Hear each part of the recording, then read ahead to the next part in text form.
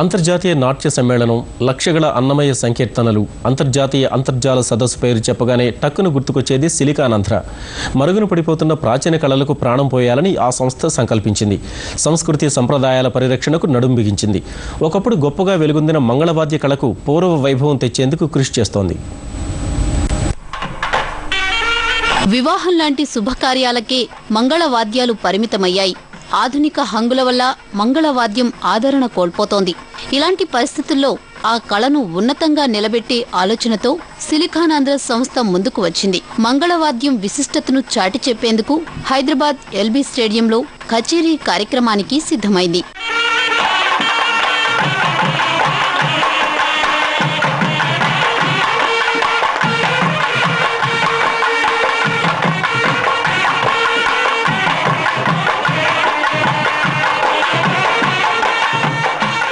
తరతరాలుగా ఈ కళని నమ్ముకుని జీవనం సాగించిన ఎందరో విద్వాంసులు ఇప్పుడు ఇతర రంగాల వైపు మళ్లుతున్నారు.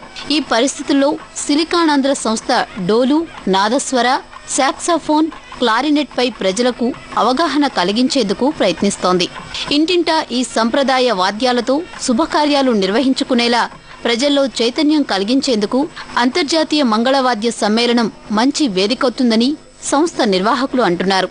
మంగళవాద్య కళాకారులు ఏకకాలంలో అద్భుతమైనటువంటి విధంగా ఒక 9 కీర్తనలు ఆ రోజున వాయించబోతున్నారు.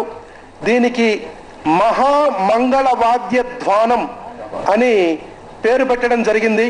చరిత్రలో ఇంతవరకు ఇలాంటి మహామంగళవాద్య ధ్వానం జరగలేదని చెప్పి ఈ కళాకారులు చెప్తున్నారు. త్వరలో జరగనున్న ఈ అంతర్జాతీయ మంగళవాద్య సమ్మేళనం గతంలో జరిగిన అన్నమయ్య సంకీర్తనార్చనకు ఏమాత్రం తీసిపోదని నిర్వాహకులు ఆశిస్తున్నారు.